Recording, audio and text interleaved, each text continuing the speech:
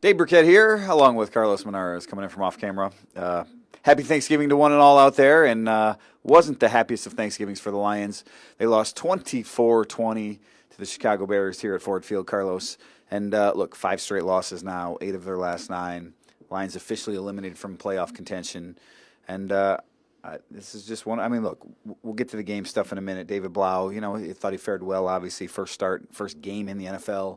Maybe the Lions have a little something there. Kenny Galladay, Bo Scarborough, a couple of those guys playing well. The defense lets them down again. But just the state of the team right now. Watching Matt Patricia, hearing Matt Patricia after the game, it seemed like this loss really hit him. It seemed like an emotional loss for him. And I know they, coaches, players, they all put their guts, spill everything into all of these things. But this one just seemed like, I don't know, it seemed different. It seemed like maybe, something hit Patricia. Like this was, I know you said it when we talked a little bit afterwards, that this was maybe one of their last chances to get a victory, and they let it slip out of their hands. Yeah, I think this is a big game. There's a lot at stake, and I think Patricia, he does appreciate the history of the game. He knows what it means to the Ford family, to the fans here, and they had a chance to win. They were winning until the last 3 minutes of the game. So this is definitely a winnable game. Like you said, it's going to be the last couple times. Maybe the Bucks, maybe the Broncos, but the Bucks are here. The Broncos are on the road, so this might be one of their last 1 or 2 chances to win at home. Feel good. And it felt good. That was the problem, was after coming out of Washington last week, which was a huge disappointment, losing to Dwayne Haskins, a really awful team. They know what's being said, the negative media, Dave, people like you. They know what's being said. They know that their backs are against it, and so this was a chance. They had a lot to feel good about up until the very end of the game. And then Lucy pulls the ball and Charlie Brown falls flat. I mean, that's what a gut punch it was. I'll tell you, silver linings, Monarez, what people are saying about them. They're saying the truth. They're a bad football team right now. I mean, that's the bottom line of it. Yep. That they've lost 5 straight in 8 of the last 9, and, Right. and now they're 3-8-1, and there's 4 games left, and this is another lost season. And we've had far too many lost seasons here. I mean, you've covered the Lions for a long time. We've had far too many lost seasons. It's been going on 3 decades since they've won a playoff game, and obviously that's not to put all that on this team, but this fan base is sick of it. I think a lot of apathy has set in. It was just kind of, and it's a different holiday crowd, but it didn't, there were games where they're flashing on the scoreboard, get loud, and it was silent. It was dead silent in here. People didn't care much. Blau started off the game nice, threw a long touchdown pass to Kenny Galladay, and again, he did some nice things. Give the coaching staff credit for getting him ready, an undrafted rookie ready to play on a short week like that, but it's the same story every single week, and I think people are sick of it. I think Matt Patricia is sick of it, frankly. I mean, I don't know if he saw the future flash in front of his eyes or something like that today, because I don't see any more wins on the schedule for this team. And to go 3, whatever they end up at, if they have a worse season than they did last year, that's not something that anyone expected, anyone wanted, and I don't know how the Ford family would put up with it. Well, I think we're both in agreement that they're not going to get fired before the end of the season. If Patricia gets fired or Quinn or whatever, it's not going to happen before the end of the season. So I think that there's a general thinking of generally what happens is there's an accounting, whether the coach gets to meet with the ownership or Rod Wood or whoever it might be. There's things in your column, right? You put little things like I did this, I did that, like the naughty and nice list, right? So we're coming up on Christmas, and so this would have been a good thing. A nice list is, hey, we bounced back from that horrible Washington loss. We came in Thanksgiving, and I think it is, there's something human about when you feel you're doing things right, when you've put something together that's right, and it just falls apart at the end. It feels like such a wasted opportunity. But it's fallen apart at the end every week. That's what happens. I mean, they've True. led every single True. game this year, and they can't close it out. And and that's like- the most frustrating And part. like you said, like you sensed a difference in Patricia being more down. I wasn't in Washington, so I don't know. But games at home count for more. They just do, because the whole Ford family entourage is here. You have a lot more eyes on you. You're in front of your home fans. And the other, the wasted opportunity about it too was, even though it wasn't a completely full house, it was pretty full, and they didn't boo more than anything. As much as they cheered at times when they started, getting going in the first quarter and scored 14 points, and then late in the game, they let's go Lions on the last drive and all this stuff, but they never booed, and that was the thing that you have to. That's the worrisome part, and you said it last week when you and Jeff were talking. The boo birds are going to be out, the fans are going to be tough on them, this and that. And they would have deserved it, but they kept that at bay, and it was just such an unfortunate, we could have done it. We had it right there. I don't know if that's enough to save a job ultimately, but you put enough of those things together. Maybe you beat the Broncos. Maybe you beat the Bucks here at home. You kind of finish okay. Last quarter of the season, go 2-2. It might be enough. Yeah, look, we've talked about this plenty of times, right? I don't think the record is the result is not the only way to judge a regime, a coach. Right. I mean, ultimately it is, right? You need to take a step forward, but I think the judgment has to go beyond that, right? It's not about look, you get a pass a little bit when Matthew Stafford's not out there, but as I wrote a couple weeks ago, that doesn't give you a pass on what's going on. Right. And to me, again, some of the most disappointing things, every single game, they have a lead and they can't hold it. And some of the big free agent signings, Justin Coleman, we saw him today, give up a bunch of big passes to Anthony Miller. I mean, there's a lot of things that are going wrong with this team right now, and a lot of it falls on, the coaching staff. And it's not just the coaching staff, as I said before, right? Like, it's not them that are missing tackles or not making plays out there, but you can point to the failed challenge down here by the goal line. I mean, I think there's things that they keep piling up, and when you take that accounting that you mentioned at the end of the season, and you don't have the record to back it up or show any progress, something that fans can latch onto, I think that's ultimately what might end up costing this this coaching staff. Yeah, I mean, there's definitely enough. You could make a case definitely for wanting to make a change. If the Fords want to, they'd be completely justified in doing that. The prospect is daunting of how you start over now. It's just, where do you go? Who's going to lead this search? It didn't work. The first time out with the new regime, with Rod Wood, with Sheila and Steve Hamp.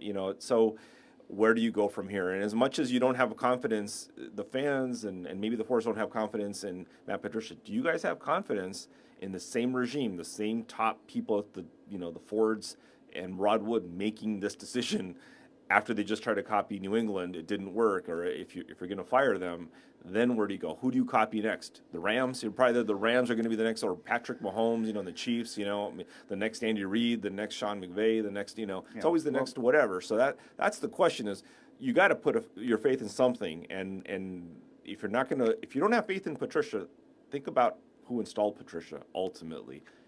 You keep talking about Rod Wood. It's not Rod Wood. Look, I mean, they turned the GM search over. That was a league thing. That was Ernie Accorsi who hired Bob Quinn, and Bob Quinn was always going to hire his guy, Matt Patricia. I mean, maybe the fault was in the coaching search. Maybe Bob should have done a more thorough search. I mean, I know they interviewed 5 or 6 guys, but really, Terrell Austin, Jim Bob Cooter, Winston Moss. Yeah, exactly. Those guys were never going to get a job. Right. The job here. So, I look.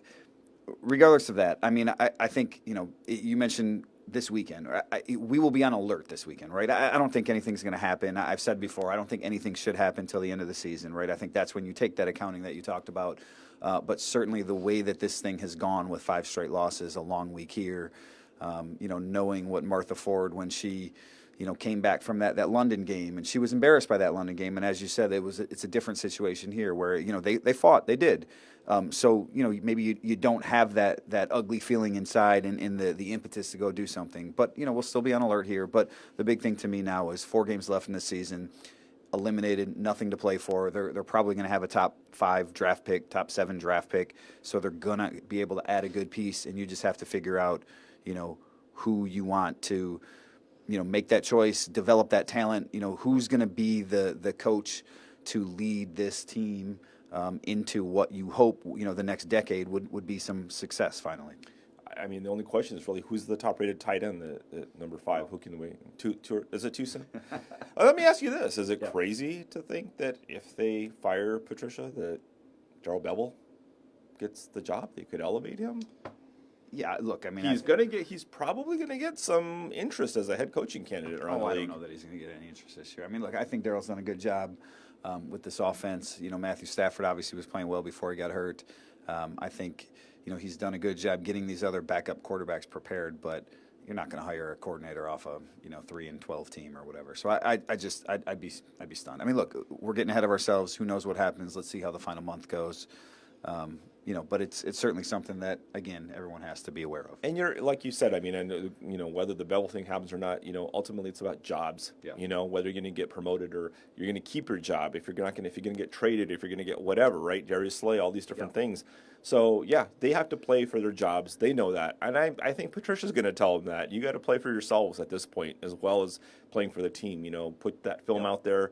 I think you mentioned it about Slay, like he's got to have a good finish to get more offers, whatever, in the off season, or to get paid. interest. Yeah. Yeah.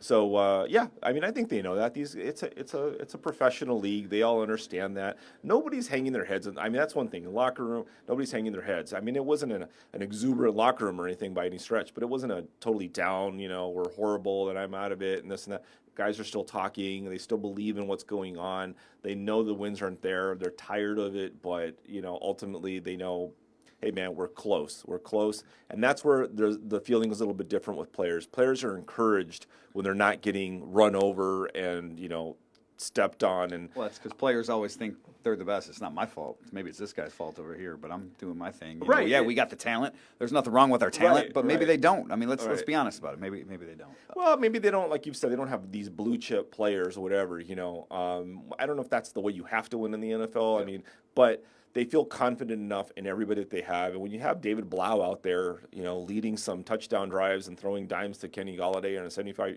that kind of stuff does encourage you. Like, hey, man, we do have enough here to win. And as long as you have a chance to win, you're okay as a competitor. You think I can overcome, blah, blah, blah. So that the locker room's okay. I don't think there's any problem with that buy-in or whatever. So I would expect them to stay competitive the rest of the way out. All right, so let's. You mentioned jobs. Let's end it with this because I mentioned Blau early on, and look, there were a lot of things that went wrong today, right? I mean, Danny Amendola doesn't catch that pass at the end. Tough catch. McKissick bounces out. He gets tackled by the shoestrings. Coleman, the challenge. I think there was a lot, but we all agree that David Blau played pretty well. And we talk about jobs and everyone playing for their jobs. So, Carlos, I ask you, if Matthew Stafford does not come back the rest of the season, I wrote this in my stock watch, so I wanted to propose this question to you. Get down on my knee. Get down. Don't you do it. Don't you do it. Losing my mind here. I want to be swept off my feet, Dave. Right. David Blau or Jeff Driscoll the rest of the way. What do you do at the quarterback position? Again, let's assume Matthew Stafford is done. The Lions shut him down, or he's got a couple more weeks. Who do you play? Who do you want to see, and why? I mean, I think David Blau did enough that you want to play him going forward, frankly. I mean, I think Jeff Driscoll probably gives you a little bit better chance to win because he's the more veteran guy. But I liked what Blau did today. Blau seems like more of a weapon throwing the ball. I'd roll with the rookie. This is assuming Driscoll's healthy enough to play and everything. Right. Yeah. Personally, I like to see Blau because there's more interest, right? This hard luck story and everything, and making it work. And I think, because he's under contract, right? You have him. You traded a trading conditional draft pick and all this stuff. So let's see what he has. He had an interesting game. I mean, very, very promising. I think ultimately a healthy Driscoll does give you a better chance to win. Yep. But realistically, let me put it this way: I might roll Driscoll out there for the next couple games, trying to get a win as much as you can, and then once it's just like that's it, no chance. Last couple games, maybe throw Blau out there. Driscoll may not be back, and then you're having to decide on your backup. The problem is if Driscoll gets a win, you're not benching him after a win. So look, I don't know that. Well, but Blau's going to be around no matter what next year, probably, right? Yeah. Well, I mean, look, we don't know. I mean, who knows what happens? I think the Lions will look for a backup quarterback next year, but I think Blau has done enough to earn a chance next year at the very least because he did it today. They obviously like what they have in him, competitive guy. He did some good things. Again, he wasn't perfect. There were a lot of throws that I'm sure he'd like back when he goes and looks at the tape. He skipped the very first one of the game. Some of the big ones he hit were on busted coverages, but he did his part. The only pick he had was late, kept the offense moving for the most part. So they couldn't get into the end zone there, but I like what we saw from him today. Again, knowing the state of this team, you're basically playing for a draft pick. Even though you don't want to admit it and you don't want to tank.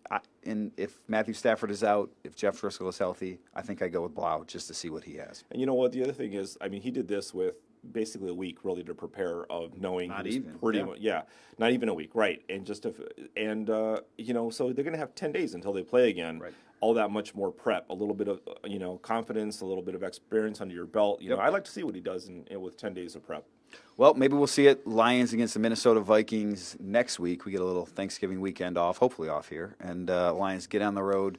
Minnesota, they got 4 games left. The Vikings, the Bucks, the Broncos, and then they wrap it up at home against the Green Bay Packers. Again, 5 straight losses, 8 of 9. The Lions are now 3-8-1 after a 24-20 loss to the Chicago Bears. Back here at Ford Field, that'll do it for us. Happy Thanksgiving to everyone out there, to you and your family. For Carlos Monarrez, I'm Dave Birkett, Freep.com.